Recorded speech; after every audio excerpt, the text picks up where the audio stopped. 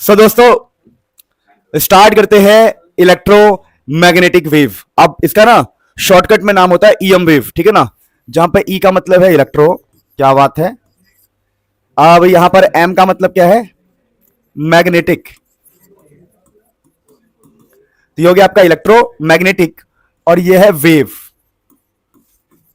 तो हमारा है ये इलेक्ट्रोमैग्नेटिक वेव और ये बहुत इजी चैप्टर है। एग्जाम में इसकी ज्यादा मतलब देखो तुम पढ़ कुछ भी लो वही आएगा जो बताऊंगा, तो इतना कोई परेशान होने वाली बात नहीं। चैप्टर बहुत इजी है। देखिए अगर हम इलेक्ट्रोमैग्नेटिक वेव की बात करें दोस्तों, अगर प्यारे बच्चों अगर मैं इलेक्ट्रोमैग्नेटिक वेव की बात करूं तो इस चैप्टर का नाम ही ऐसा क्यों पड़ा हुआ है इलेक्ट्रोमैग्नेटिक वेव। साफ सीधी बात है कि इलेक्ट्रोमैग्नेटिक वेव के अंदर आपको ई से याद रखना है इलेक्ट्रिक फील्ड।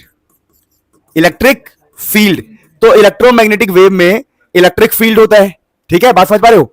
और यहां पर जो मैग्नेटिक है ना, मैग्नेटिक ये रिप्रेजेंट करता है मैग्नेटिक फील्ड को, मैग्नेटिक फील्ड को। तो यहां पर ई का मतलब होता है इलेक्ट्रिक फील्ड, एम का मतलब होता है मैग्नेटिक फील्ड, ऐसा मान के चलो। और वेव का मतलब बेसिकली कुछ नहीं होता, वेव एक चलती हुई एनर्जी का नाम है। मतलब wave carries energy and momentum, मतलब वेव एक ऐसी चीज है जिसके पास एनर्जी होता है। तो कह सकते हो वेव से यहां पर मतलब है चलती हुई एनर्जी, चलती हुई एनर्जी। चलती हुई एनर्जी को हम वेव कह रहे हैं। यहां पर वेव, वेव कुछ नहीं है, चलती हुई एनर्जी है। तो ये कह रहा है इलेक्ट्रोमैग्नेटिक वेव क्या है, इलेक्ट्रोमैग्नेटिक वेव एक चलती हुई एनर्जी है जिसमें एनर्जी का रूप कौन है, एनर्जी कौन सी वाली एनर्जी है, इलेक्ट्रिक फील्ड और मैग्नेटिक फील्ड। यानी इलेक्ट्रोमैग्नेटिक वेव एक एनर्जी है बेसिकली, जो एनर्जी बना किससे है, इलेक्ट्रिक फील्ड और मैग्नेटिक फील्ड से। अगर हम इलेक्ट्रोमैग्नेटिक वेव की बात करें तो कहा जाता है कि इसके अंदर ना तीन पार्ट होगा। जैसे मान लो मैं कहता हूं ये है direction of propagation, direction of propagation. कई सारे बच्चे कहेंगे यार मेरे को तो प्रोपोगेशन का मतलब ही नहीं पता है। बहुत सारे बच्चे कहेंगे मुझे प्रोपोगेशन का मतलब नहीं पता। डायरेक्शन ऑफ प्रोपोगेशन, इसको बोलते हैं दोस्तों हम डायरेक्शन ऑफ प्रोपोगेशन, ठीक है, ध्यान रखना। डायरेक्शन ऑफ प्रोपोगेशन, प्रोपोगेशन का मतलब होता है चलना। मान लीजिए मैं कहता हूं कि हमारा वेव इस तरफ जा रहा है, तो एक बात आप ध्यान रखना कि इलेक्ट्रिक फील्ड और मैग्नेटिक फील्ड दोनों ही आपस में परपेंडिकुलर होंगे। यानी अगर आप ये इस इलेक्ट्रिक फील्ड वेक्टर को दिखाते हो तो ये आपका मैग्नेटिक फील्ड वेक्टर होगा सामने की तरफ। यानी ये तीनों आपस में म्यूचुअली परपेंडिकुलर होते हैं। दो पेन दो अलग अलग कलर के, हाँ ठीक है। देखो जैसे मैं कहता हूं ये जो काला है ये रिप्रेजेंट करता है डायरेक्शन ऑफ प्रोपगेशन, ये जो व्हाइट वाला है आपका, व्हाइट वाला ये आपका किसको रिप्रेजेंट कर रहा है, इलेक्ट्रिक फील्ड को। तो ये जो बाहर की तरफ आ रहा है ना, बाहर की तरफ, ये मैग्नेटिक फील्ड। तो तीनों ही आपस में म्यूचुअली परपेंडिकुलर होते हैं। तो हम बोलते हैं इलेक्ट्रोमैग्नेटिक वेव के अंदर electric field, magnetic field and direction of propagation are mutually perpendicular. मतलब इलेक्ट्रिक फील्ड ऐसे वाइब्रेशन कर रहा होगा मान लो, तो मैग्नेटिक फील्ड ऐसे ऐसे कर रहा होगा, समझो। इलेक्ट्रिक फील्ड ऊपर तो मैग्नेटिक फील्ड आगे वाइब्रेट कर रहा होगा और वेव आगे जा रहा होगा। मतलब मैग्नेटिक फील्ड इस तरफ, इलेक्ट्रिक फील्ड इस तरफ, तो ये जो वेव है वो आगे।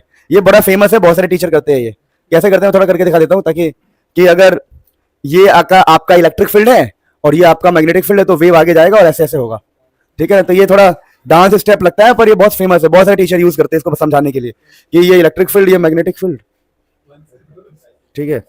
तो ऐसे ये बहुत फेमस है, बहुत सारे टीचर्स ने किया है, ठीक है ना।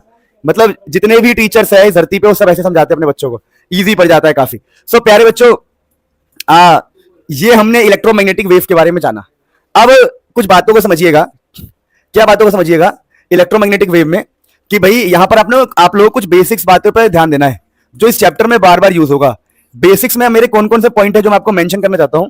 वेरी फर्स्ट पॉइंट कि भाई आपको यह पता होना चाहिए कि वेवलेंथ किसे कहते हैं, ठीक है ना। क्या कहते हैं, वेवलेंथ। लैम्डा को वेवलेंथ कहा गया है। और ये वेवलेंथ क्या होता है बेसिकली, अगर मान लीजिए आपके पास कोई वेव है, ये एक वेव है, तो इस वेव की कितनी लेंथ है इसी को वेवलेंथ कहते हैं।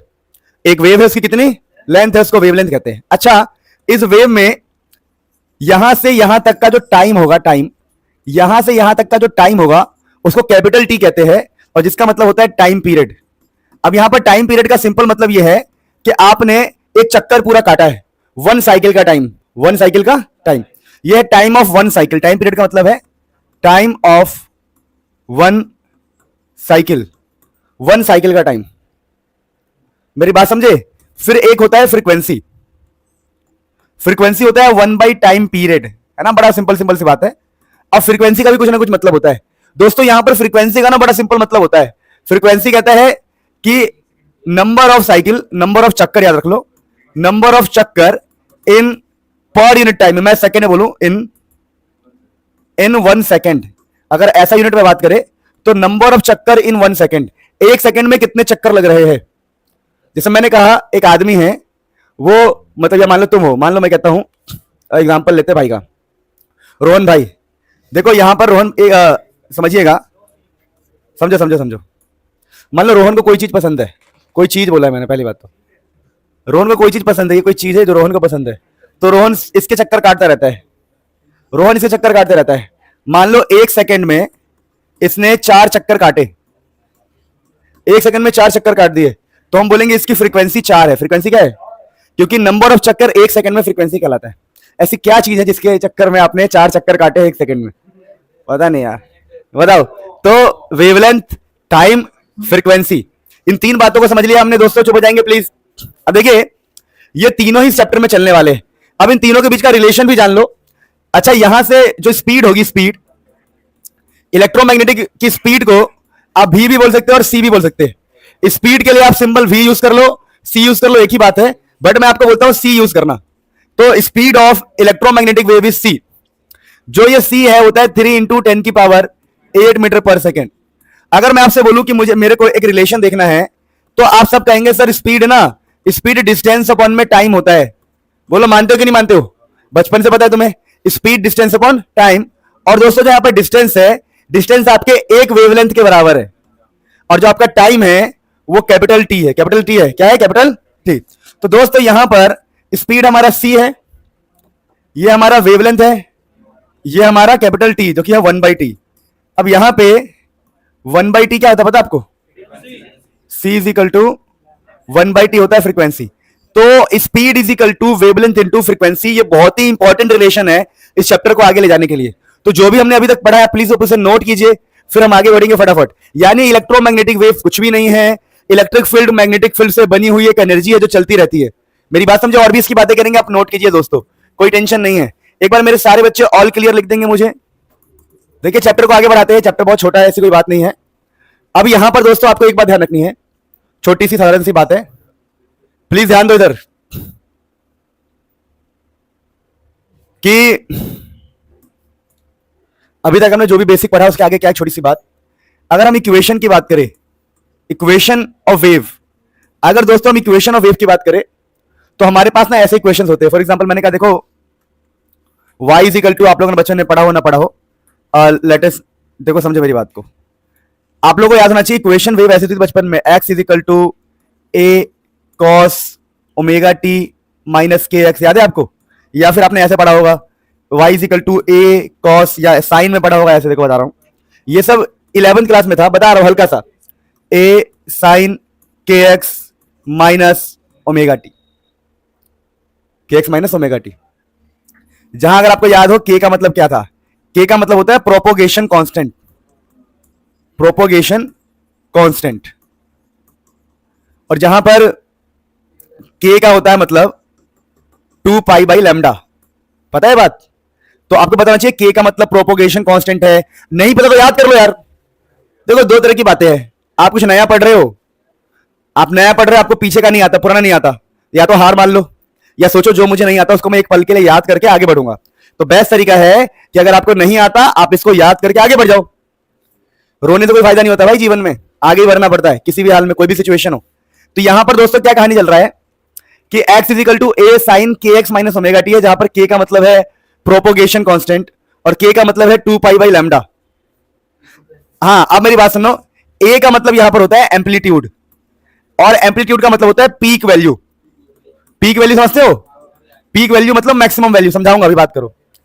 अब ओमेगा का मतलब आप जानते हो, ओमेगा होता है 2 पाई f, ये तो बचपन से जानते हो, पढ़ के आए होंगे आप लोग, 2 पाई इंटू में फ्रीक्वेंसी, इसका ओमेगा का मतलब होता है, अभी बता दूंगा। बट अरे यार ओमेगा बताना पड़ेगा क्या? इतनी बार आपने चैप्टर 6 में पढ़ा होगा, चैप्टर 7 में पढ़ा होगा, मुझसे ही पढ़ा होगा, फिर भी मैं एक बार बताऊंगा।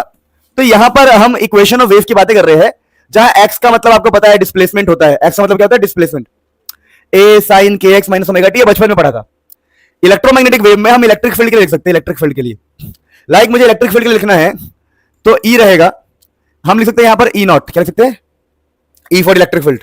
तो इलेक्ट्रिक फील्ड के लिए हम क्या लिख सकते हैं? E is equal to E naught, यहां चाहो तो आप साइन लिख दो, यहां लिख सकते हो के एक्स माइनस ओमेगा टी।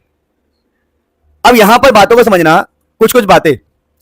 अब यहां पर लिखा है एक्स, एक्स मतलब आपका वेव, अच्छा मुझे ना यहां पर एक्स नहीं लिखना चाहिए, 2 बार एक्स हो गया, वाई लिख देता हूं, यहां पर एक्स तो पहले रखा है ना, यहां पर वाई का मतलब होता था डिस्प्लेसमेंट, ठीक है, मैं लिख देता हूं, चलो ये पहले आपने 11th में पढ़ा, इसका मतलब होता है डिस्प्लेसमेंट। छोड़ो, कहानी ये है कि मैंने अब वेव, इलेक्ट्रोमैग्नेटिक वेव पढ़ रहा हूं, तो मैंने ना इलेक्ट्रिक फील्ड की इक्वेशन लिखनी चाहिए, मैं लिख दिया E equal to E naught sine के एक्स माइनस ओमेगा टी। अब यहां पर ध्यान क्या देना है कि आपका जो वेव है वो एक्स एक्सिस की तरफ है, आपका जो वेव है एक्स एक्सिस की तरफ है, यानी कि वेव एक्स की तरफ जा रहा है, तो इलेक्ट्रिक फील्ड के पास 2 ऑप्शन है, या तो वाई या तो, समझो ना 3 दिशा है, 3 डायरेक्शन में, एक तरफ कौन होगा बताओ, एक तरफ होगा वेव खुद, और एक होगा इलेक्ट्रिक और एक होगा मैग्नेटिक। तो आप खुद सोचो, अगर वेव एक्स डायरेक्शन में है तो इलेक्ट्रिक फील्ड किस तरफ हो सकता है, या तो वाई या तो जेड, या तो माइनस वाई या तो माइनस जेड। हमारे पास ऑप्शन देखना, हमारे पास ऑप्शन क्या क्या है, क्या चाहिए,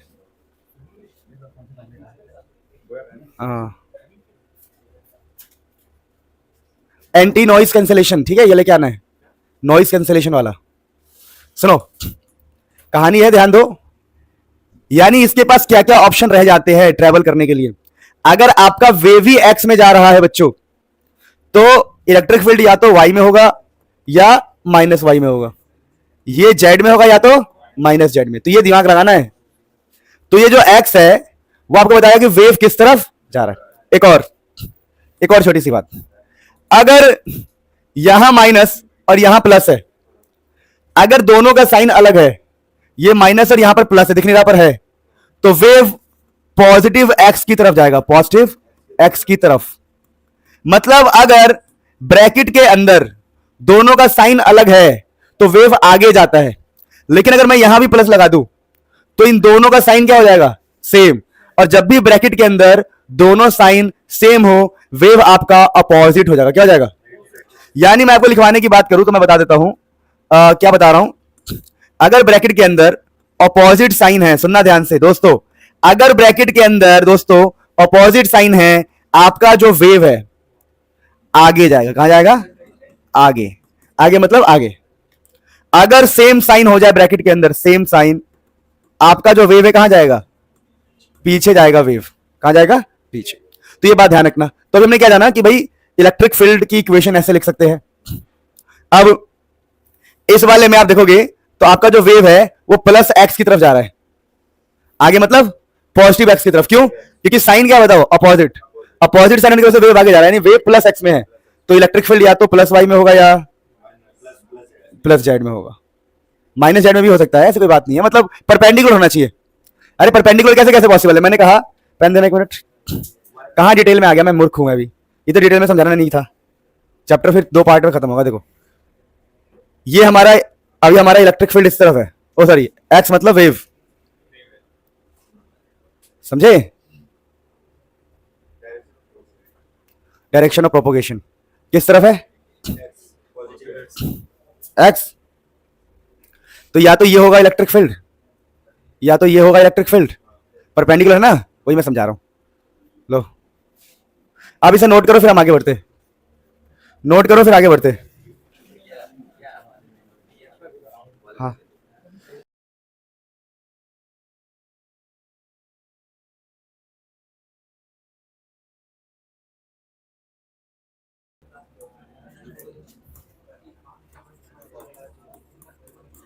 आप दोस्तों ध्यान देंगे प्लीज।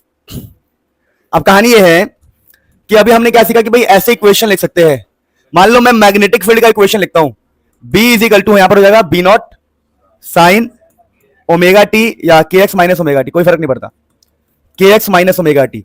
यहां पर क्या पता लग रहा है, यहां पर पता लग रहा है कि आपका जो वेव है वो एक्स डायरेक्शन में, और फिर मैग्नेटिक फील्ड कहीं भी हो सकता है, मैग्नेटिक फील्ड कहीं भी हो सकता है। मेरी बात समझे नहीं समझे, मैग्नेटिक फील्ड एक्स के अलावा वाई और जेड में हो सकता है। अब यहां पर बी नॉट का मतलब एम्पलीट्यूड होता है, पता आप लोगों को, अरे भाई यहां पर ए का मतलब होता है पीक वैल्यू, एम्पलीट्यूड। यानी अगर आप इमेजिन करो, अगर आप इमेजिन करो दोस्तों, तो अगर मैं वेव को ऐसे बनाऊंगा ना, तो ये वाला जो हाइट होता है इसी को बोलते हैं हम बी नॉट, इसे हाइट को बोलते हैं हम बी नॉट दोस्तों, ठीक है ना। तो ये जो मेरा हाइट है ध्यान दो, इसी को मैं बी नॉट कह रहा हूं प्यारे बच्चों। तो कोई बहुत बड़ी बात समझने वाली है क्या? बस मुझे इतना बताओ, क्या ये वेव किस तरफ जा रहा है? ये वेव जा रहा है पॉजिटिव एक्स एक्सिस की तरफ, ये वेव आपका आगे की तरफ जा रहा है, ठीक है। लेकिन अब बताओ, अब वेव कहां जा रहा है? अब वेव पीछे जा रहा है। यानी अगर सेम साइज बोलो, सेम साइन हो जाए तो पीछे, अपोजिट साइन है तो आगे। अब ना कहानी को समझते थोड़ा सा। कहानी क्या है, अगर मैं आप लोगों से कहता हूं, ध्यान दो, कि हमें किसी ने क्वेश्चन ऐसा दे दिया, कभी क्वेश्चन दे दिया कि इलेक्ट्रिक फील्ड है ई वाई और टेन साइन के एक्स माइनस ओमेगा टी, और मैग्नेटिक फील्ड दे दिया बी, बी लिख दिया बस बी, और बोल दिया भाई ये है हमारा टू साइन के एक्स माइनस ओमेगा टी। अब क्वेश्चन की पहचान समझो। अब वो कहता बताओ, अगर हमारा वेव एक्स में है, इलेक्ट्रिक फील्ड किस में है? वाई में, तो मैग्नेटिक फील्ड कहां होगा? जेड में होगा। पर दो ऑप्शन है, जेड में भी दो ऑप्शन है, बताओ। जेड में ऑप्शन है या तो प्लस जेड या तो माइनस जेड। जेड ऐसे अंदाजे से बताऊं तो जेड में भी दो ऑप्शन है। मेरी बात ही समझे? जेड में भी दो ऑप्शन है, क्योंकि देखो यार, अगर इलेक्ट्रिक फील्ड आपका वाई में है और वेव किस में है? एक्स में। वेव खुद एक्स में है, इलेक्ट्रिक फील्ड वाई में है, तो मैग्नेटिक फील्ड या तो जेड में होगा आगे या अंदर। क्या बात फील कर पा रहे? तो छोटी छोटी बातें जो आपको पता होना चाहिए। अब हम ना इसके ऊपर क्वेश्चन लेते हैं कि इक्वेशन बेस्ड कैसे क्वेश्चन आ सकते हैं दोस्तों। तो इक्वेशन बेस्ड क्वेश्चन ऐसा सकते हैं कि मान लो किसी ने बोला यार यहां पे ना इलेक्ट्रिक फील्ड है, और electric field E Y is equal to 12 sine 30x minus 12t। Question पूछ लेंगे आपसे, फाइंड, क्या बोल देंगे? Find maximum value, peak value, find E naught, ऐसे पूछ लेंगे। Find E naught, find wavelength, find wavelength, find frequency, frequency पूछ लेंगे। तो फटाफट से करके दिखाओ, करके दिखाओ, फिर हम आगे बढ़ेंगे। करके रखो, इसे कंपेयर करके, इक्वेशन कंपेयर करके करो। हेलो एवरीवन, इसे कैसे करेंगे? लेट अस सी। देखो दोस्तों, सारे बच्चे ध्यान देंगे। अब इस क्वेश्चन में उसने ई नॉट बोला, तो हम बोले सर आपने हमें सिखाया था E is equal to E naught sine के एक्स माइनस ओमेगा टी। अब साफ दिख रहा है सर कंपेयर करने पे, जो ई नॉट है वो 12 के बराबर है, और यहां पर वेवलेंथ फाइंड करना है। वेवलेंथ होता है किसके अंदर है? तो वेवलेंथ होता है के के अंदर, बताया था मैंने आपको। के होता है 2 पाई बाई लैम्डा। अब यहां पर आप के देखेंगे, के, तो के आपको 30 नजर आएगा। अब तो आइडिया लग गया होगा, मतलब काफी बढ़िया हिंट मिल गया। इससे बढ़िया हिंट क्या होगा? आई डोंट थिंक, मुझे लगता नहीं है कि इससे कोई बढ़िया हिंट होना चाहिए। आपको यहां से के मिल गया, जैसे के मिल गया बस काम खत्म। अब तो एक सेकंड रुक जाओ ना, रिकॉर्डिंग बंद हो जाएगी। इसका प्लग कहां है? आई बात समझ में कि भाई साहब कहां गया वो? ये रहा। देखो भाई साहब, के की वैल्यू कितनी है? 30। तो 30 is equal to 2 pi by lambda. तो आपका लैम्डा कितना आ गया? 2 पाई बाई 30। 2 पाई बाई 30 जो कि पाई बाई 15 हो जाएगा। आप पाई की वैल्यू यहां जाओ तो पुट कर सकते हो, 3.14 बाई 15 डिवाइड कर सकते हो। अच्छा, अगला क्वेश्चन है फाइंड फ्रीक्वेंसी। तो फ्रीक्वेंसी निकालने के लिए कुछ नहीं करना होता है, यहां से निकाल सकते हो, ठीक है। आप बोलोगे, वैसे मैं एक बात बता दूं आप लोगों को, point to be noted, this question is made by me. तो ये क्वेश्चन हो सकता है कि करेक्ट ना हो, मेरी बात समझे। ये सिर्फ कॉन्सेप्ट सिखाने के लिए, क्योंकि इनकी ये जो 30 12 ये मन से नहीं आता है। ये 30 12 ये सब बढ़िया से कैलकुलेशन करके लोग क्वेश्चन बनाते हैं। तो पता है क्वेश्चन बनाने के लिए भी एक टीम होती है कि क्वेश्चन ना गलत बन जाए। क्वेश्चंस बनाने के लिए बहुत दिमाग लगाना पड़ता है कि हाँ वो उससे मैच कर रहा है कि नहीं कर रहा है, कैलकुलेशन उसकी कैसी आनी है। तो अभी चलो अगर हम फ्रीक्वेंसी वाले पार्ट, चलो लिख लो, कोई दिक्कत नहीं है। देखो ये है ओमेगा, ओमेगा कितना है? 12। तो ओमेगा को 12 लिख दो, और ओमेगा खुद क्या होता है? 2 पाई एफ इज इक्वल टू 12। तो फ्रीक्वेंसी आ गया 12 बाई 2 पाई, 6 बाई पाई हर्ज। तो ये छोटी छोटी बातों का ध्यान रखिए कैसे क्वेश्चन होता है। आई होप आप लोगों ने कर लिया होगा, तो you can note it down. अगर आपका कोई गलत हुआ है तो फिर हम आगे बढ़ते हैं।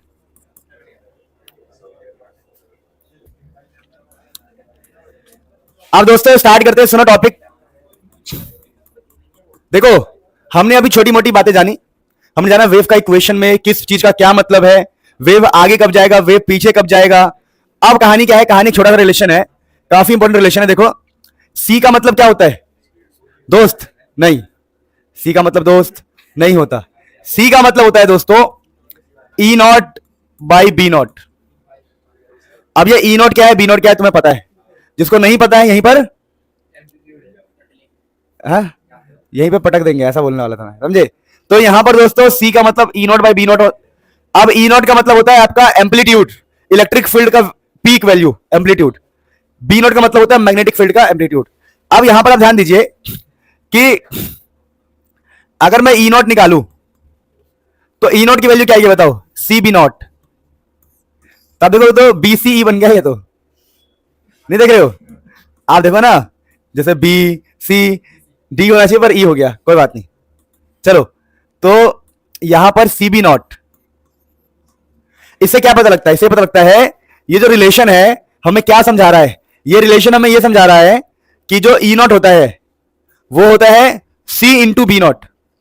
यानी मैं ये कहने की कोशिश कर रहा हूं, मान लीजिए कहीं बी नॉट की वैल्यू 4 है तो इलेक्ट्रिक फील्ड कितना होगा सोचो, जो इलेक्ट्रिक फील्ड होगा वो होगा 4 इंटू में, देखो अगर बी नॉट की वैल्यू हमने 4 लिया है बाई चांस, मान लो बी नॉट की वैल्यू कितनी ली है 4, तो ई की वैल्यू कितनी आएगी 4 इंटू सी, सी इंटू यानी 3 इंटू 10 की पावर 8। तो सोचो बी में और ई में कितना फर्क है, बी बहुत कम होता है और ई बहुत, और ई मतलब इलेक्ट्रिक फील्ड।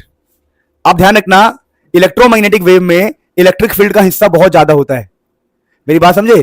तो इलेक्ट्रोमैग्नेटिक वेव में इलेक्ट्रिक फील्ड का हिस्सा बहुत ज्यादा होता है और मैग्नेटिक फील्ड का हिस्सा कम होता है। कितना कम होता है, तो करोड़ों अरबों का फर्क है, समझे। तो ध्यान रखना हमेशा कि आपका जो ई नॉट होता है वो हमेशा बड़ा होता है किससे, बी नॉट से। अब इन रिलेशन को याद रखो, ये काफी हेल्पफुल रहेंगे आपके क्वेश्चन सॉल्विंग में, इसे नोट कर लो फिर आगे बढ़ते हैं। सारे बच्चे नोट कर लेंगे, फिजिक्स में 90 प्लस आ जाएंगे, सक्षम टेंशन मत लो।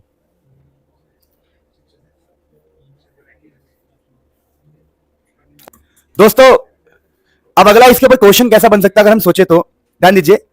आपको बोलेगा ना यार, आपको ऐसा बोलेगा कुछ, ध्यान दो, उसने ऐसा कुछ दे दिया B is equal to B naught sine के एक्स माइनस ओमेगा टी, जहां पर दोस्तों ना बी नॉट का मतलब मान लीजिए उसने ऐसे दे दिया 12 दे दिया, और वो आपसे बोलेगा राइट, अच्छा के की वैल्यू भी सब लिख देता हूं मैं, ठीक है। मान लीजिए मैंने 30t minus 30x minus 5t कर दिया, 30x माइनस 5t, ये इक्वेशन दिया प्रॉपर। अब दोबारा बोल रहा हूं, मेरे लिखे हुए इक्वेशन और सिर्फ कॉन्सेप्ट सिखाने के लिए है, मैंने वेरीफाई नहीं किया है कि ये सही है कि गलत है, क्योंकि इनकी वेरिफिकेशन होती है कि इक्वेशन सही है कि गलत है, ठीक है। तो मैं अब आपसे कहता हूं राइट इक्वेशन फॉर, ये इंपॉर्टेंट क्वेश्चन है, इलेक्ट्रिक फील्ड। आपको इलेक्ट्रिक फील्ड की इक्वेशन लिखनी है, तो आप कैसे करेंगे, आप इसे नोट करके मुझे करके बताइए, ऑनलाइन वाले कमेंट में लिख के बताओ फटाफट, सारे के सारे कमेंट में लिखेंगे, तुम्हें कसम है उसकी, उसकी कसम। हाँ इशारा ही काफी है बेटा, काम नहीं आएगा फिर देख लेना है, करो।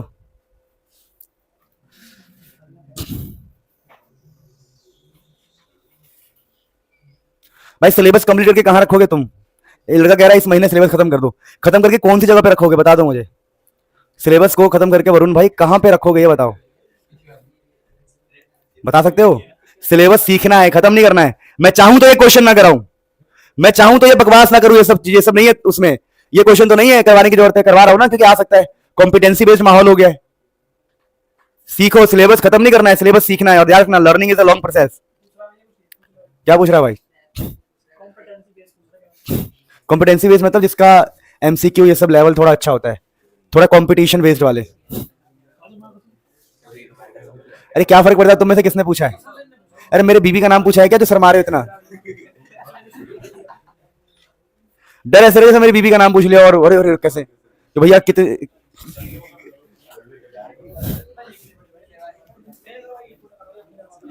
इक्वेशन फॉर अबे तुम करते क्या हो, बार बार एसी बंद, एसी चालू, पंखा बंद, पंखा चालू, चल क्या रहा है ये, पर कितने ठंडे लोग हो तुम। अच्छा चलो आंसर आया दोस्तों,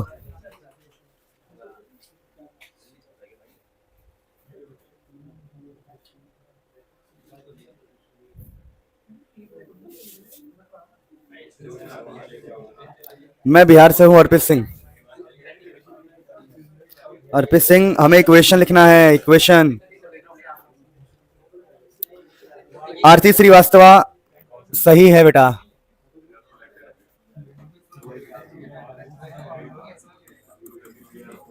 देखो दोस्तों, अगर आपको इलेक्ट्रिक फील्ड की ही इक्वेशन लिखनी है तो आप बोलेंगे E is equal to E naught sine के x minus omega t. Equation यही तो होता है यार।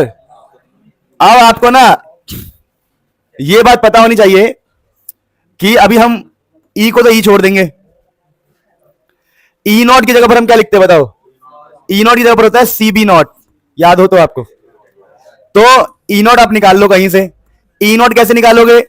C की C B naught, C 3 into 10 की पावर 8, 12 तिया 36, तो 36 इंटू 10 की पावर 8।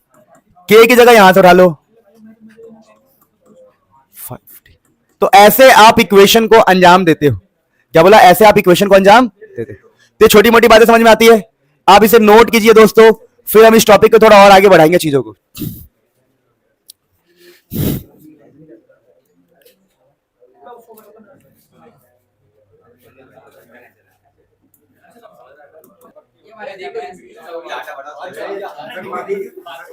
चलो बताओ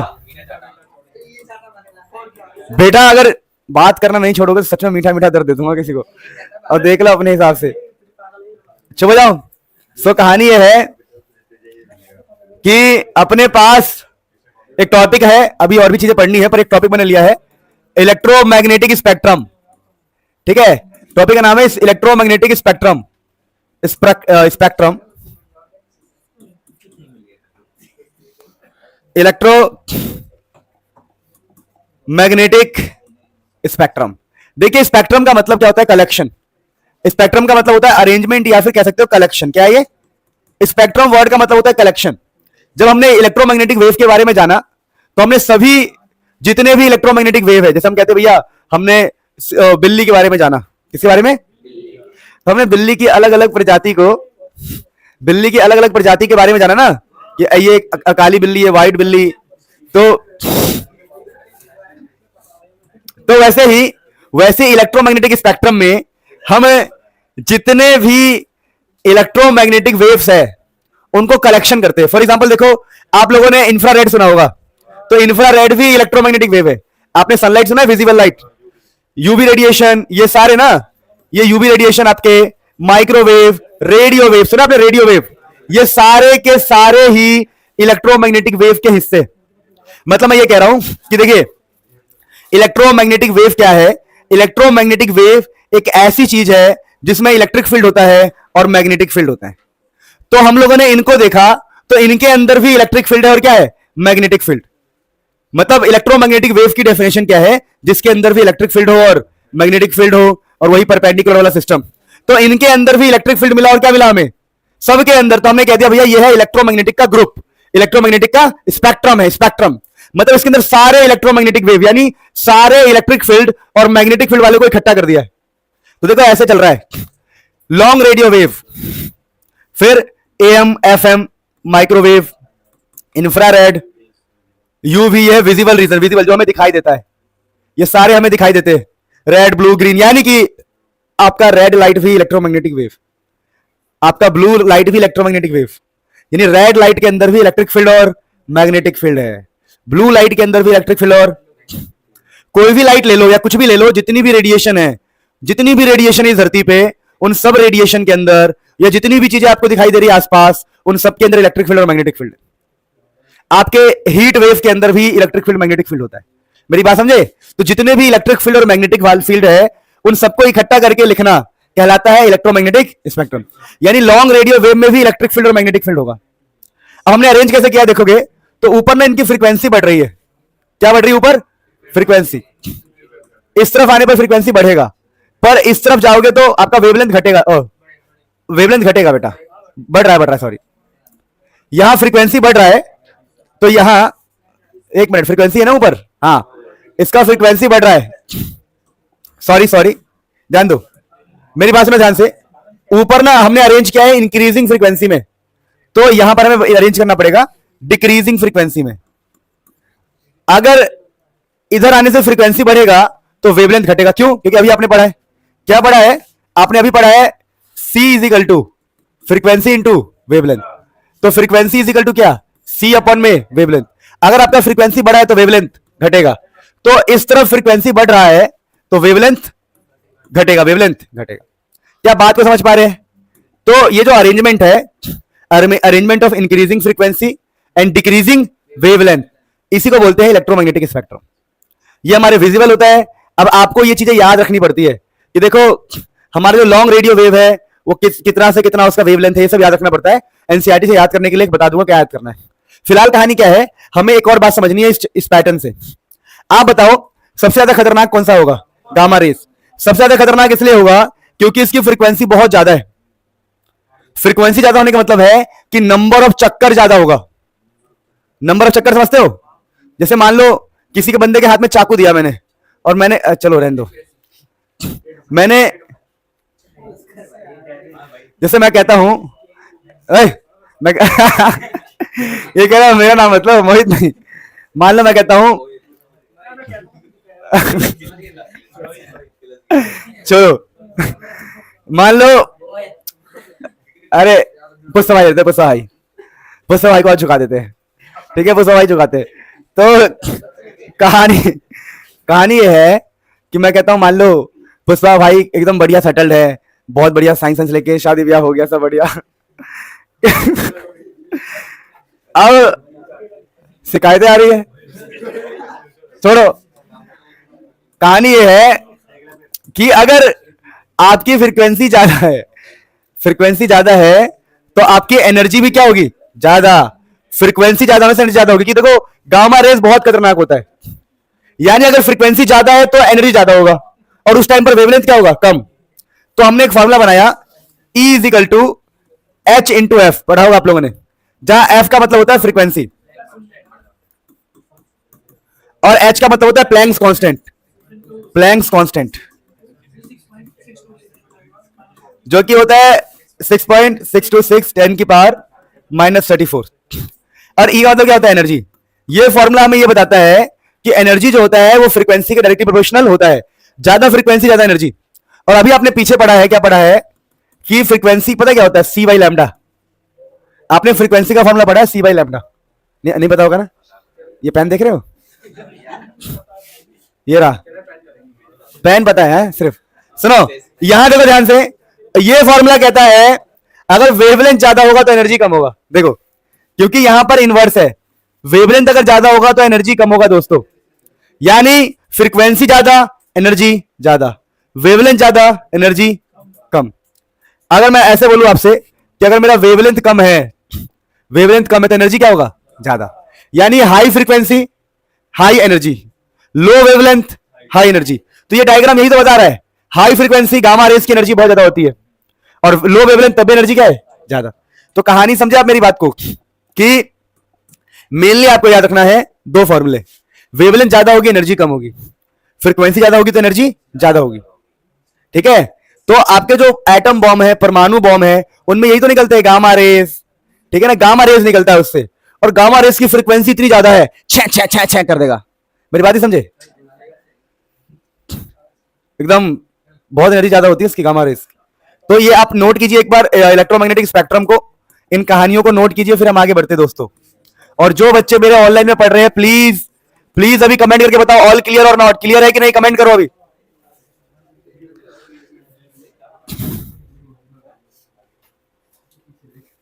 मृदुल भाई, सक्षम, everyone.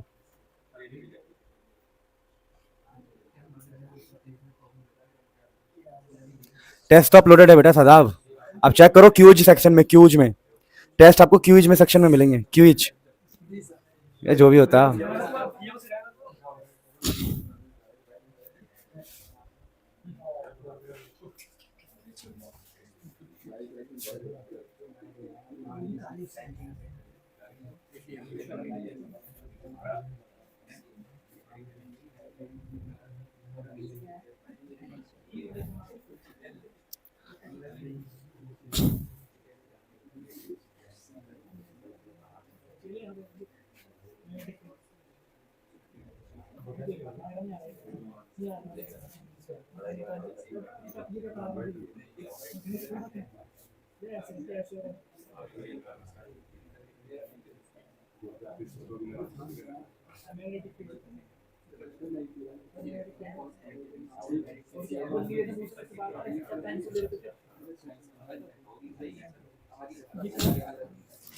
Done everyone, all clear?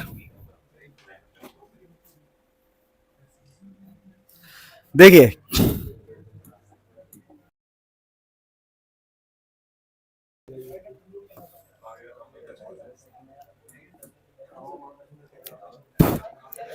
Please start करते हैं दोस्तों। एग्जाम के लिए सबसे इंपॉर्टेंट चार्ट यही है। यहां से आपको एग्जाम में क्वेश्चन दिखाई देंगे, इसको बढ़िया से करना है। देखिए क्या लिखा है, आपको सारे ऑलमोस्ट एनसीईआरटी अकॉर्डिंग बता रहा हूं, वैसे मैं इसका एक्स्ट्रा एडिशन भी करा दूंगा अगली क्लास में जब हम थोड़ा और एक्स्ट्रा बता देंगे, पर एनसीईआरटी में इतना ही है। अगर आपको ज्यादा एनसीईआरटी से बाहर नहीं जाना है तो दैट इज इनफ।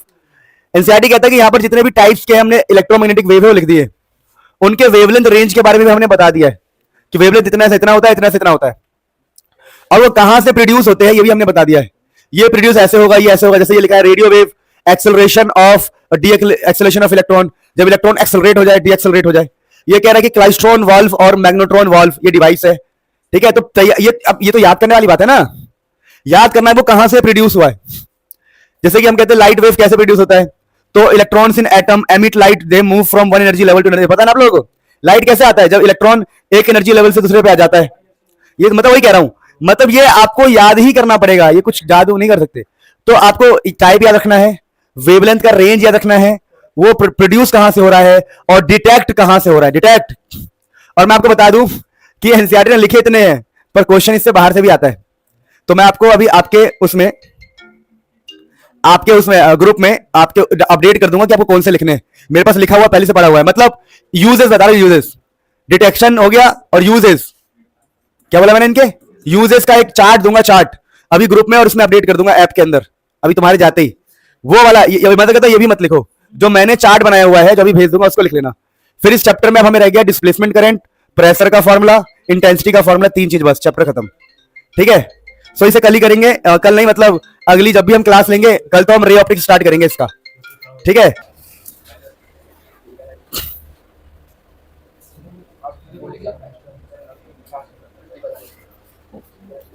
सुनो, अब रे ऑप्टिक्स बहुत लंबा चल गया, इसको विराम दो, ठीक है। जो पढ़ाया उस पर फोकस रखो। ऑप्टिकल इंस्ट्रूमेंट की मेरे यूट्यूब पे कुछ वीडियो पड़ी है, वो देख लेना, ट्रिक वाली वीडियो है, रियल वाला भी पढ़ाएंगे आपको, इंतजार करो। पहले ये चैप्टर स्कोरिंग है, इसको देख लो, ठीक है। अब लिखा हुआ है डिस्प्लेसमेंट करंट, भाई साहब नाम ही अलग है, करंट तो सुना है, डिस्प्लेसमेंट करंट क्या भाई। तो इसके लिए आपको कहानी समझनी पड़ेगी, बहुत पुरानी कहावत है। कहावत ये है, समझना, चुप जाओ। ये कैपेसिटर है, आपको पता होगा एक प्लेट होता है पॉजिटिव, दूसरा होता है नेगेटिव, पता है। तो कैपेसिटर का एक प्लेट पॉजिटिव होता है, दूसरा होता है नेगेटिव। अब हमने ये कनेक्शन कर रखा था, हमने कहा भैया ये कनेक्शन कर रखा हमने, ठीक है। यहां कोई सोर्स लगाया हुआ है, ये सोर्स है। हमने कहा भैया यहां पर करंट है कुछ, क्या है करंट, आई। करंट क्या है, आई। हमने कहा यार यहां तो करंट आई है, पर यहां तो वायर है नहीं, यहां पे वायर है क्या, कैपेसिटर के बीच में वायर कहां है। तो लोगों का मानना यह था कि सिंपल सी बात है कि भाई बात तो समझो, छोटी सी बात, कि यहां पर वायर नहीं है तो यहां पर करंट कैसे होगा। लोग ऐसे सोचते थे, लोग सोचते थे कि जब यहां पर वायर नहीं है, कनेक्शन नहीं है, तो यहां करंट कैसे आएगा, करंट होगा ही नहीं, करंट। वैसे फिर एम्पियर्स के लॉ यूज किए गए, बता रहा हूं। एम्पियर लॉ हमने यहां लगाया इस पॉइंट पे।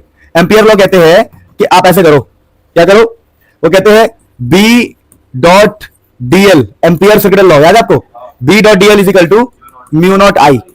यानी यहां पर अगर करंट है, यहां पर क्या है, करंट, तो यहां पर मैग्नेटिक फील्ड भी है, ये कहते हैं। आप लोग तो पढ़ते आए हो ना कि मैग्नेटिक फील्ड होता है जब भी करंट हो, तो पढ़ा नहीं पढ़ा है। तो यहां पर करंट है तो मैग्नेटिक फील्ड है। मान लो आपने रफली आइडिया दे रहा हूं, आप एक कंपास लेके गए, क्या लेके गए, अगर यहां पर कंपास लेके जाओगे ना तो कंपास हिलेगा। अब तुम बोले कंपास हिलेगा क्यों, क्योंकि वहां पर मैग्नेटिक फील्ड है। मैग्नेटिक फील्ड कंपास पर जाता है ना, पता है कंपास क्या होता है, हाँ।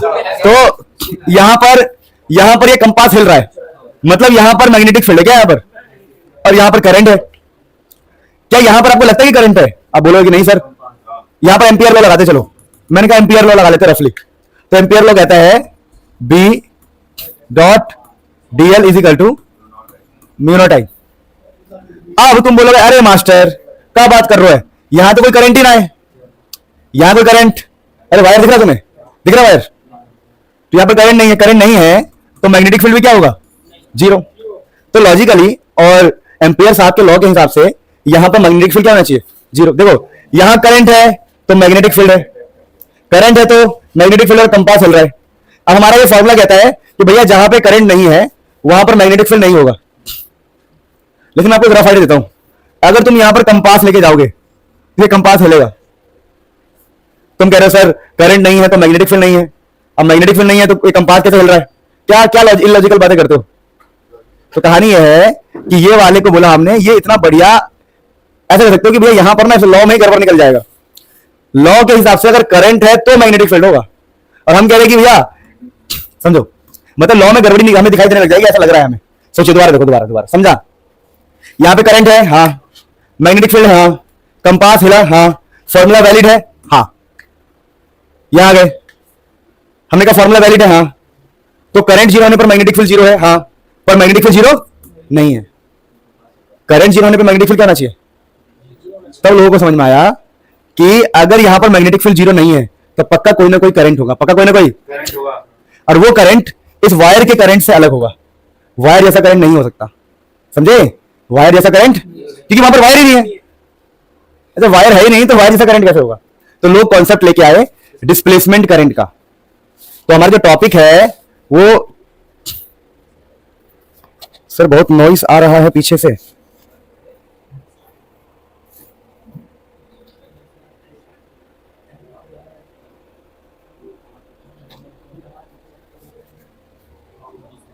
तो ये अपना देखो, मैं बात समझ रहा हूं आपकी, कहानी ये है। तो हमने डिस्प्लेसमेंट करंट स्टार्ट किया है, ऐसा मान के चलो कि भैया आप कहानी को समझो। तो ये देखो डायग्राम पे नहीं जाना है, पहले समझते हैं कि डिस्प्लेसमेंट करंट का कॉन्सेप्ट क्या है। चलो अभी मैंने आपको इतना लॉजिक बताया कि बीच में अगर मैग्नेटिक फील्ड हिल रहा है तो सॉरी मैग्नेटिक फील्ड अगर बीच में है तो यहां पर करंट भी होना चाहिए। ये फॉर्मूला कहता है करंट नहीं है तो मैग्नेटिक फील्ड नहीं होना चाहिए, फॉर्मूला कहता है करंट नहीं है तो मैग्नेटिक फील्ड, पर रियल में क्या यहां पर मैग्नेटिक फील्ड है। अगर हमारा दिमाग कहता है अगर मैग्नेटिक फील्ड है तो करंट होना चाहिए, फॉर्मूला कहता है कि करंट नहीं है तो मैग्नेटिक फील्ड। लेकिन सच्चाई क्या है, सच्चाई है कि वहां पर मैग्नेटिक फील्ड है तो वहां पर करंट भी होगा, बस ऐसा करंट नहीं होगा जो हमने लिखा है, कुछ अलग सा करंट होगा।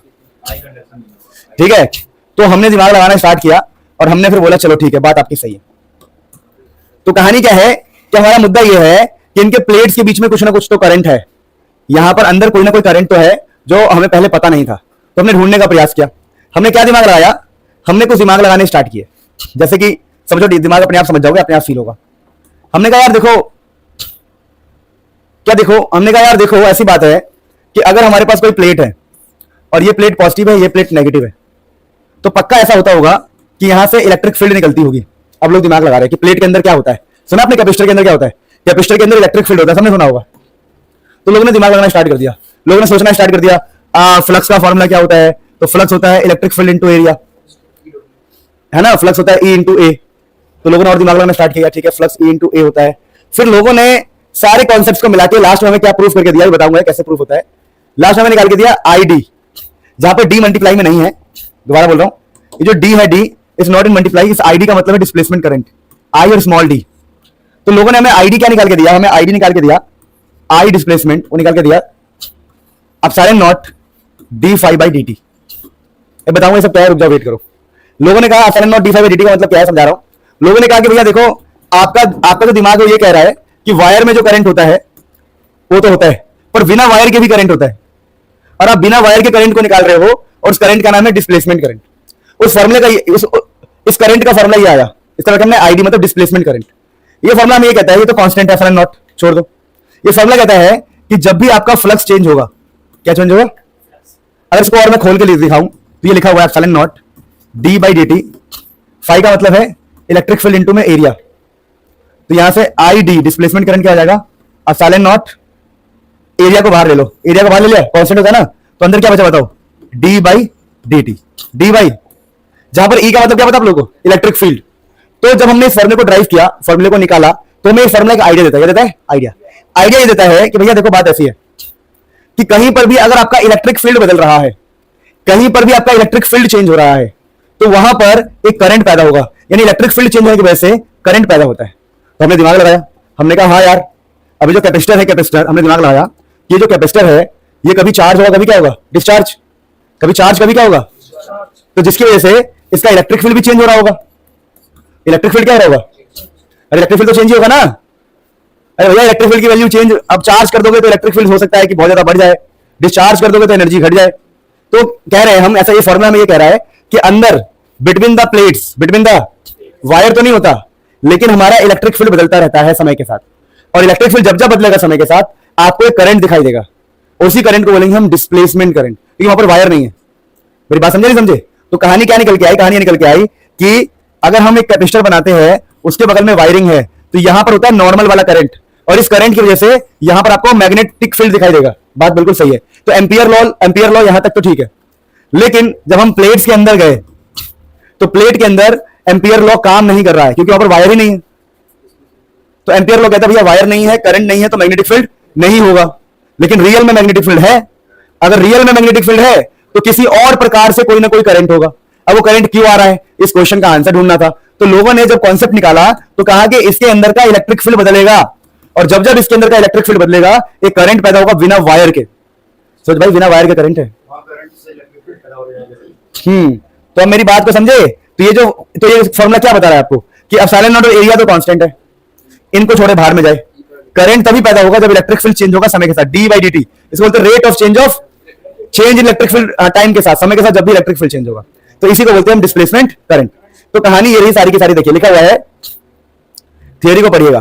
थियोरी कहता है कि, थियोरी पढ़िए, थियोरी कहता है, देखिए थोड़ा सा पढ़िए, बाकी हम बातें करेंगे।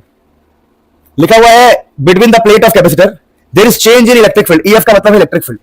Between the plate of capacitor there is change in electric field, that changing electric field produce a current. जो इलेक्ट्रिक फील्ड चेंज हो रहा है वो करंट को पैदा करता है, उसको हम क्या कहते हैं बताओ? Displacement current. समझे? तो सबसे पहले हम डिस्प्लेसमेंट करने का इंट्रो लेने के बाद इसका हम डेरिवेशन देखते हैं। तो डेरिवेशन क्या है, देखो समझिए। डेरिवेशन ये है कि फाई होता है ईए। फाई क्या होता है? तो पहले बोलेंगे फ्लक्स होता है इलेक्ट्रिक फील्ड इनटू एरिया, और दूसरा हम बोलेंगे फ्लक्स और क्या होता है? चार्ज अपॉन में एप्सिलॉन नॉट। तो दोनों को इक्वल रख देंगे तो चार्ज कितना आ जाएगा बताओ? चार्ज आ जाएगा हमारा इलेक्ट्रिक फील्ड, देखो चार्ज आ जाएगा हमारा, ध्यान देना, electric field into area into में, इसको जब भेज देंगे ना, फिर हम बोलेंगे अच्छा चलो मैं करके दिखा देता हूं। तो हम बोलेंगे हमारे जो चार्ज का फॉर्मूला आया वो आया epsilon not electric field into में एरिया। अब हम बोलेंगे D Q by D T क्या होता है? करंट होता है। D Q by D T क्या होता है? करंट। तो ये तो एप्सिलॉन नॉट है, कांस्टेंट है, क्या है? तो d by D t A into में, और एरिया भी कांस्टेंट है, बाहर जाएगा। तो ये तो करंट हो गया हमारा, क्या हो गया? ये करंट हो गया। एरिया बाहर जाएगा, तो देखो हमने डिफरेंशिएशन किया है, तो ये हो जाएगा एप्सिलॉन नॉट, यहाँ एरिया ये हो जाएगा डी बाई डी टी। तो कह रहा है इलेक्ट्रिक फील्ड चेंज होगा तो करंट पैदा होगा। सेम यहाँ लिखा हुआ है, देखिए क्या लिखा हुआ है कि भैया नाउ डिफरेंशिएटिंग, तो D Q by D T हो जाएगा हमारा करंट, और ये देखो ई और ए में हम एप्सिलॉन नॉट, ये एप्सिलॉन नॉट है, ध्यान देना। एप्सिलॉन नॉट को एरिया को बाहर ले लेंगे, अंदर क्या बचेगा बताओ? D by D T. तो ये हमारा फॉर्मूला ड्राइव हो गया, और इसी डी बाई डी टी को हम क्या ए को अंदर भेज देंगे, तो बताओ क्या बन जाएगा? वो फ्लक्स। नहीं समझ में आया? अरे क्या बात कर रहे हो? अगर इस एरिया को अंदर भेज दोगे तो हो जाएगा इलेक्ट्रिक फील्ड इनटू एरिया, तो बाहर ई नॉट बचेगा, क्या बचेगा? E naught D by D t E A, और ई को क्या बोल देंगे हम? फ्लक्स। नहीं आया समझ में? मैं कर देता हूं, रुक जाओ। कि अगले स्टेप में हमने क्या किया है, ई नॉट की जगह ई नॉट है, ए को अंदर भेज दिया, तो d by D t A into A, तो d five by D t बन जाएगा। समझे?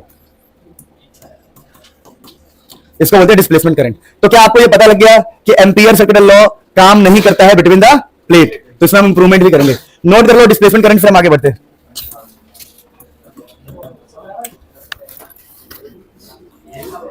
तो भाई यहां पर क्या लिखा है? Differentiating with respect to total time. Time लिखना है, टोटल मत लिखना। टाइम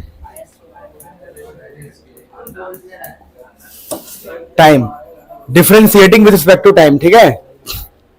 ये लिखा है whenever there is change in electric field. EF का मतलब क्या है? इलेक्ट्रिक फील्ड या फ्लक्स। इलेक्ट्रिक फील्ड या फिर इलेक्ट्रिक फ्लक्स, दोनों में से एक ही बात है। When ever there is change in electric flux या फिर इलेक्ट्रिक फील्ड, या तो फ्लक्स चेंज हो या तो फील्ड चेंज हो, there will be displacement current. तो यहां पर इलेक्ट्रिक फील्ड लिख लो, फ्लक्स लिख लो, कोई फर्क नहीं पड़ता। तो सब लिखा हुआ है, थियोरी में आप पढ़ेंगे, ये नोट्स में दे दूंगा। बोलता ही रहता हूं खाली, है भूल जाता है यार, तुम याद नहीं दिलाते, सच बता रहा हूं। Whenever there is change in electric field, EF का मतलब electric field, whenever there is change in electric field, there will be a current, that current is called as displacement current। चलिए, तो इस प्रकार से ये हमारा वो हो गया। अब देखिए एम्पियर सर्किट लॉ के बारे में बातें करते हैं। तो ये है मॉडिफाइड एम्पियर सर्किट लॉ। पहले क्या था, ध्यान देंगे प्लीज। पहले हमारा जो लॉ था वो था B dot DL is equal to mu naught I। लेकिन अब बोला गया नहीं भैया, अब करंट सिर्फ I नहीं होता है, एक और नया करंट होता है। तो म्यू नॉट के बगल में बोला गया एक करंट तो आपका I नॉट है, पुराना वाला, old, O for old, IO मतलब ओल्ड, और एक नया करंट जिसको बोलते हैं हम तो म्यू नॉट ID। तो ID का मतलब क्या है, डिस्प्ले, I का मतलब है कन्वेंशनल करंट, जो हम पहले मानते थे, कन्वेंशन चला आ रहा है। और ID का मतलब क्या बता दिया हमने, डिस्प्लेसमेंट करंट। तो between the plate of capacitor ampere law was inconsistent, ये इन साथ में, इनकंसिस्टेंट। इनकंसिस्टेंट का मतलब है गलत, गलत है या पूरी तरह सही नहीं है, गड़बड़ है। तो between the plate of capacitor ampere law was मतलब था, क्या था, इनकंसिस्टेंट मतलब सही नहीं था, इतना बढ़िया नहीं था। ठीक है, रीजन क्या है, because we take current equal to, हम मानते थे कि करंट क्या है, जीरो। समझ में आया, ये रहा इनकंसिस्टेंट, मतलब ये जो तरीका था वो गलत था। अब क्या हो गया बताओ, अब क्या हो गया है, कंसिस्टेंट। तो ये कहलाता है मॉडिफाइड एम्पियर सर्किट लॉ। क्या कहलाता है ये, हाँ, तो ये हो गया हमारा मॉडिफाइड। हमने एम्पियर सर्किट लॉ को मॉडिफाई कर दिया, मॉडिफाइड। पहले क्या था, पंगा था, पहले क्या था, पंगा था। क्या मेरी बात को आप समझ सकते हैं। अभी हम पढ़ चुके हैं कैरेक्टरिस्टिक, ये सब पढ़ चुके हैं, सब कुछ पढ़ चुके हैं ऑलरेडी, हम ये सब पढ़ चुके हैं। ठीक है, ये सब पढ़ चुके हैं। ठीक है, ध्यान देना, जो भी मैं आपको यहां दिखा रहा हूं ये सब हम पढ़ चुके हैं। K 2π/λ होता है, फ्रीक्वेंसी क्या होता है, डायरेक्शन कैसे निकालते हैं, सब पढ़ चुके हैं। अब हमें इस चैप्टर में नया पता है क्या पढ़ना है, बता रहा हूं। कुछ टॉपिक है जो नए पढ़ने हैं, जैसे ये, जैसे पहला है नेचर ऑफ इलेक्ट्रोमैग्नेटिक। तो जो हमारा इलेक्ट्रोमैग्नेटिक वेव हम चैप्टर पढ़ रहे हैं उसमें इलेक्ट्रोमैग्नेटिक वेव का नेचर कैसा है, तो हम कहते हैं ट्रांसवर्स नेचर है। अब तुम बोलोगे यार ट्रांसफर नेचर से क्या मतलब है तुम्हारा, तुम कहा कह रहे हो ट्रांसफर नेचर, देखो समझा रहा हूं। देखो ट्रांसफर्स का मतलब ये है जिसके अंदर, चलो बताओ, जिसके अंदर ये है डायरेक्शन कि वेव इस तरफ जा रहा है, डायरेक्शन है। आपको मैंने बताया तीनों आपस में परपेंडिकुलर होते हैं, नहीं बताया, बताया होगा।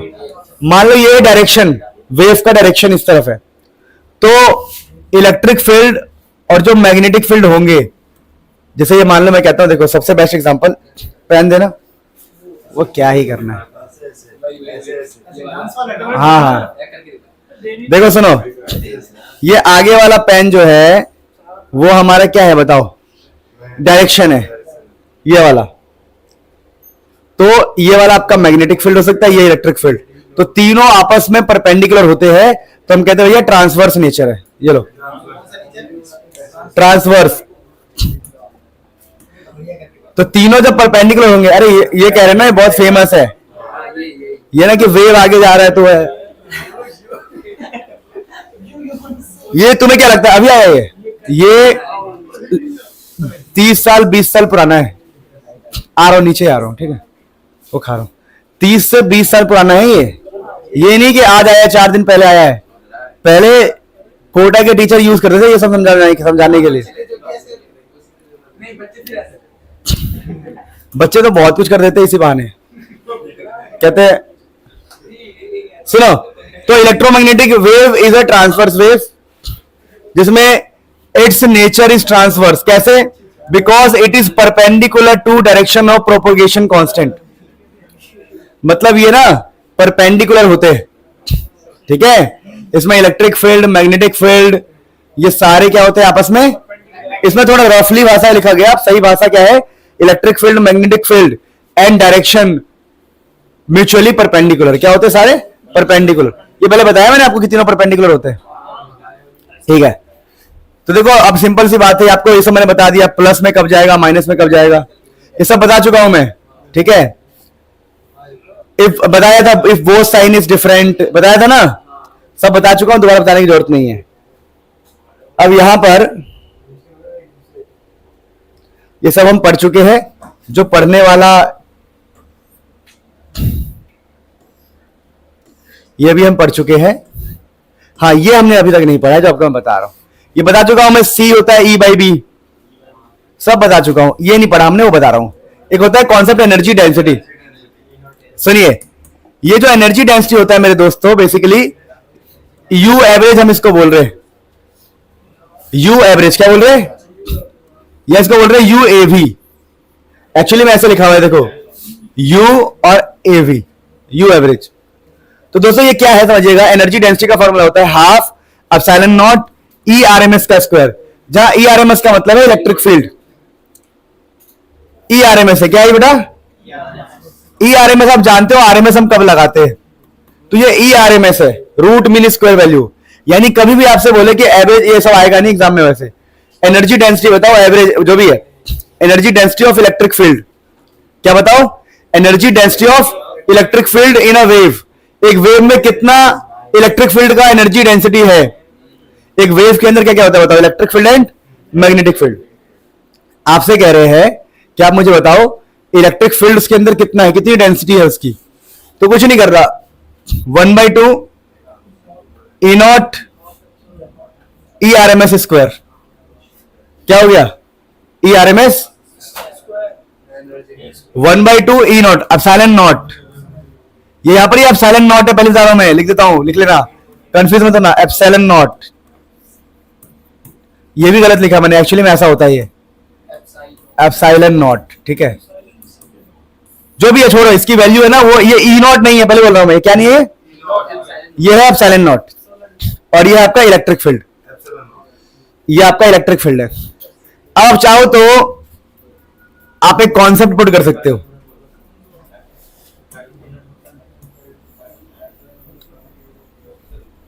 क्या बात समझ में आ गई आप लोगों को।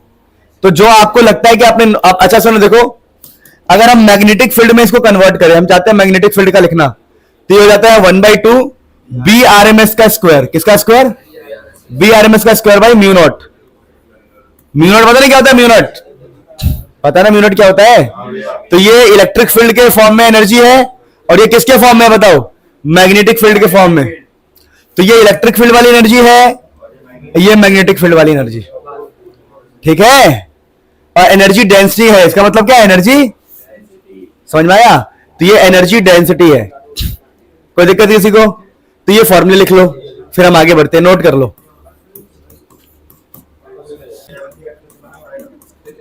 अब सुनो सुनो सुनो सुनो, ध्यान दो। अभी ना आपने जो फॉर्मूले सीखे वो लिख लिया, कि जो मोमेंटम डिलीवर्ड P फॉर होता है मोमेंटम, कितना मोमेंटम डिलीवर होगा वो होता है आपका टोटल एनर्जी अपॉन में स्पीड ऑफ लाइट। पहला फॉर्मूला याद हो गया।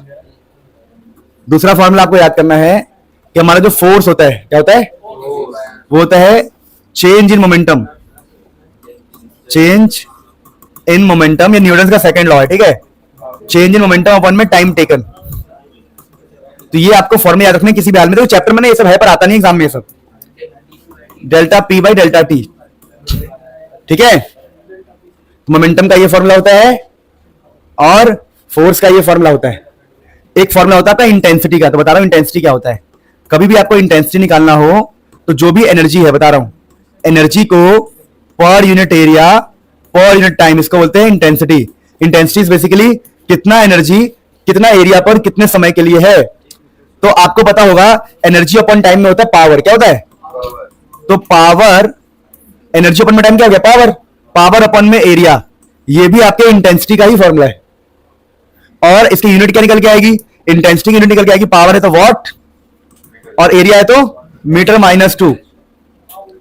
या इसका एक और यूनिट हो सकता है अगर हम यहां से निकाले तो बताओ, यहां से एनर्जी का क्या होता है जूल, एरिया का मीटर -2, टाइम का सेकेंड -1।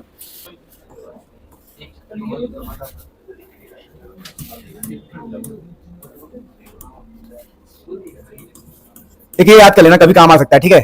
क्वेश्चन टॉपिक क्या है, टॉपिक कि मान लीजिए कोई रिफ्लेक्टिंग सरफेस है, जो बताओ ये कोई लाइट है, मतलब ये कोई लाइन है या सरफेस है, सरफेस लाइट ऐसे गई तो मोमेंटम डिलीवर का फॉर्मूला क्या है बताओ, मोमेंटम डिलीवर का फॉर्मूला क्या है ना। लेकिन जब रिफ्लेक्टिंग सरफेस होता है ना तो लाइट जाती है और सेम टू सेम लौट आती है, सेम टू सेम, तो हम u बाई सी की जगह पे बोलते हैं 2 इंटू यू बाई सी, क्या बोलते हैं, ये ध्यान रखना बस, 2 इंटू यू बाई सी कब यूज करना है ये ध्यान रखना, 2 into U by C. Light ऐसे गया और टकरा के ऐसे आ गया, अगर रिफ्लेक्टिंग सरफेस है तो मोमेंटम डिलीवर का फॉर्मूला 2 यू बाई सी होता है। तो देखो कुल मिला के हमने सारे फॉर्मूले पढ़ लिए हैं, अब ये आपके ऊपर डिपेंड करता है। बता दूं, पहला फॉर्मूला आपने पढ़ा, जो बताओ, एनर्जी डेंसिटी का जो एवरेज था इलेक्ट्रिक फील्ड के टर्म में, half epsilon naught E R M S का स्क्वायर, ठीक है। एनर्जी डेंसिटी है क्या, ये एनर्जी ध्यान का लिखा हुआ था वहां पे। फिर आपने पढ़ा एनर्जी का formula half B R M S का स्क्वायर बाई म्यू नॉट, ये जो फॉर्मूला था किसके टर्म में था, मैग्नेटिक फील्ड, ये क्या है, इलेक्ट्रिक फील्ड। फिर आपने पढ़ा आगे मोमेंटम का फॉर्मूला, आपने पढ़ा जो मोमेंटम होता है इसको हम पी बोलते हैं, पी वो होता है टोटल एनर्जी अपॉन में सी। फिर आपने पढ़ा अगर रिफ्लेक्टिंग सरफेस है तो 2 यू बाई सी, याद है आपको, किसके लिए, रिफ्लेक्टिंग, अगर लाइट जाके लौट आए तो। फिर आपने पढ़ा अभी फिलहाल, फिर आपने और क्या पढ़ा है कि फोर्स जो होता है वो होता है चेंज इन मोमेंटम अपॉन में टाइम। फिर आपने पढ़ा इंटेंसिटी, याद है आपको, इंटेंसिटी आपने पढ़ा एनर्जी अपॉन में एरिया अपॉन में टाइम, और एनर्जी अपॉन टाइम क्या होता है, पावर, तो पावर अपॉन में एरिया, ठीक है। तो ये सारी ई फॉर एनर्जी है, ठीक है, ध्यान रखना, यहाँ पर ई मतलब एनर्जी है यहाँ पे। तो देखो ये सब फॉर्मूले याद करके फायदा भी नहीं है फिलहाल के लिए, क्योंकि आपके एग्जाम में ये सब नहीं आता है, एग्जाम में ये सब नहीं पूछते। एग्जाम में पूछते हैं कि बताओ एक्सरे कहाँ यूज होगा, एग्जाम में बता रहा हूँ क्या पूछते, बता रहा हूँ। देखो इस चैप्टर में आप कितना भी पढ़ लो ये सब नहीं आने वाला, इवन अरे बता रहा हूँ, बस एग्जाम में यही क्वेश्चन आएगा कि ये जो इलेक्ट्रोमैग्नेटिक वेव है, एग्जाम में यही चार्ट से क्वेश्चन आएगा कि इलेक्ट्रोमैग्नेटिक वेव पैदा कहां से होता है और यूज क्या है। क्या आता है एग्जाम में कि इलेक्ट्रोमैग्नेटिक वेव पैदा कहां से होता है और यूज कैसे होता है, बस यही एग्जाम में आएगा। ये सब जितनी बातें हम पढ़ रहे हैं, जो फॉर्मूला पढ़ रहे हैं, वो सेफ्टी के लिए पढ़ रहे हैं और एग्जाम में नहीं आता। देखिए देखिए क्या लिखा है कि name radio waves, frequency range, wavelength, कैसे ये पैदा होता है, बस यही समझे आप लोग, नहीं समझे। स्पीड ऑफ लाइट का फॉर्मूला होता है 1 by mu not epsilon not, जहां म्यू नॉट है परमिएबिलिटी ऑफ फ्री स्पेस, यह है परमिटिविटी। इसको सॉल्व करेंगे तो आंसर आता है 3 × 10⁸ मीटर पर, ये क्या है, परमिया ऑफ फ्री स्पेस, और ये होता है परमिटिविटी।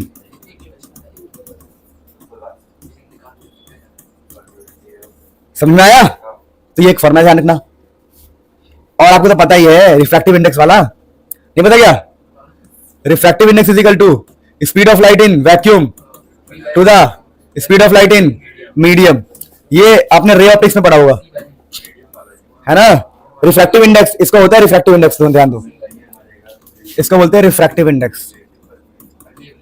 ये आप रे ऑप्टिक्स में पढ़ोगे बढ़िया से। तो देखो अगर कभी रिफ्रैक्टिव इंडेक्स दिया हो, और वीएम का मतलब है स्पीड इन मीडियम, मीडियम का मतलब है कहीं पर भी, मतलब पानी में, पेट्रोल में, जहां मर्जी, तो ये एक रिलेशन होता है, इस अकॉर्डिंग टू एनसीईआरटी समझा रहा हूं, एक ये रिलेशन आपको पता होना चाहिए, एक रिलेशन आपको पता होना चाहिए। अगर मान लो कभी वो कोई कहता है कि हमने क्या किया, हमें स्पीड ऑफ लाइट लिखना है, चलो छोड़ो मैंने करवा दिया सब कुछ, इतना कोई टेंशन नहीं है, ये हो गया, ये हो गया, बाकी जितने कराए उतना ही एग्जाम के लिए इंपॉर्टेंट है और कुछ भी नहीं है, ठीक है। और इसमें एक टॉपिक और बताऊंगा, अभी रुक जाओ, इसे नोट कर लो। रे ऑप्टिक्स में जितने भी डेरिवेशन मैंने अब तक कराए वो सारे इंपॉर्टेंट है, शिवम सिंह।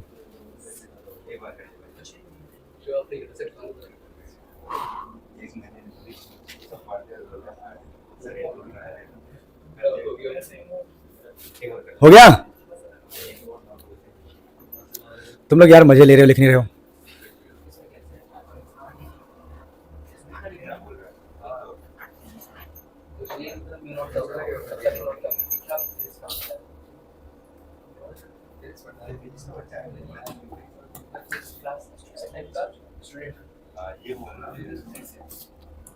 देखो कुछ एक्स्ट्रा चीजें कराता हूं, पता नहीं झेल पाओगे कि नहीं। सुनो, ओए ध्यान दो। अगर मैं आपसे कहूं कि हम किसी मीडियम को ले आए, मीडियम को लाने के बाद ना हमें क्या होता है, जो म्यू नॉट होता है ना उसको सिर्फ म्यू लिखते हैं। क्या लिखते हैं? और जो ई नॉट है उसको सिर्फ ई लिखते हैं। जैसे लिखा है परमिएबिलिटी ऑफ फ्री स्पेस, नहीं, अब यह है जैसे परमिटिविटी ऑफ फ्री स्पेस है ना, तो ये कहलाएगा परमिटिविटी ऑफ मीडियम। अब मीडियम आ गया, और ये कहलाएगा परमिएबिलिटी ऑफ मीडियम। समझ में आया? तो जब भी आप किसी मीडियम को ले आएंगे तो आपका जो स्पीड ऑफ लाइट का फॉर्म ऐसे बोलेंगे आप बोलोगे speed of light in medium, जो कहलाएगा 1/, ये कहलाएगा परमिटिविटी ऑफ फ्री स्पेस। नहीं है, अब क्या कहलाएगा ये? मीडियम। वीएम का मतलब है speed of light in medium, तो ये क्या कहलाएगा बताओ? हाँ, परमिएबिलिटी ऑफ मीडियम, और ये कहलाएगा परमिटिविटी ऑफ मीडियम। क्योंकि अब वैक्यूम नहीं, आप मीडियम ले आए। क्या ले आए आप मीडियम ले आए। और जब आप मीडियम ले आते हो तो ले आते हो, समझे? तो permittivity of medium, permittivity of medium, मतलब permeability of medium, permittivity of medium. पर ये आपके यूज का नहीं है, इसलिए मैं आपको बताना चाहता नहीं था। मैक्सवेल्स के इक्वेशंस है ये जो उन्होंने यूज किए थे। पहला यूज किया था गॉस लॉ। गॉस लॉ कहता है E dot D is equal to charge upon में एप्सिलॉन नॉट। दूसरा है गॉस लॉ फॉर मैग्नेटिज्म, जो कहता है कि B dot D equal to 0। ये कहता है हमें, ये क्या इंडिकेट करता है कि हमारा जो मोनोपोल है, मोनोपोल डज नॉट एग्जिस्ट।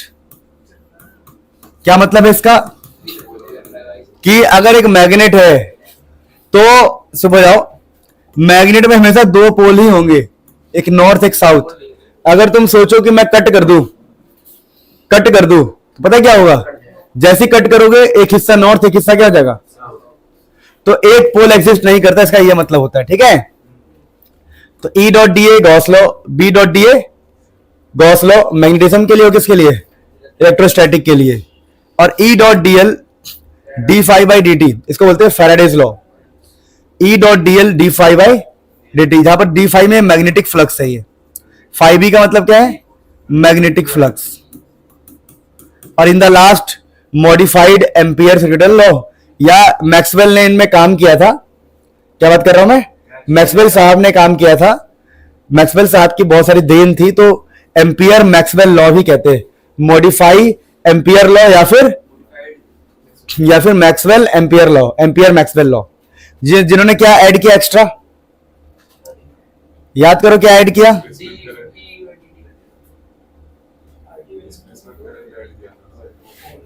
नहीं समझ पा रहे हो?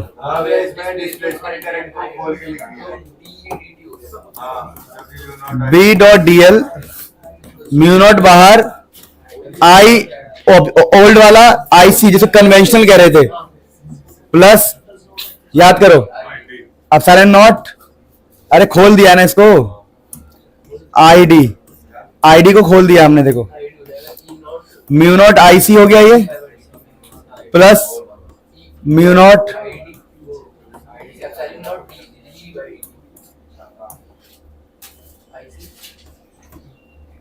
समझ में आया?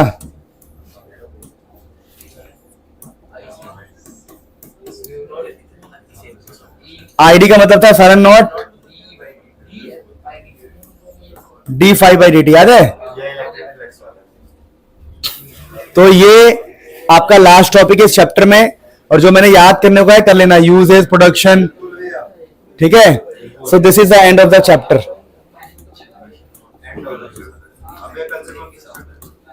कल से क्वेश्चंस करेंगे। Bye, take care, love you all.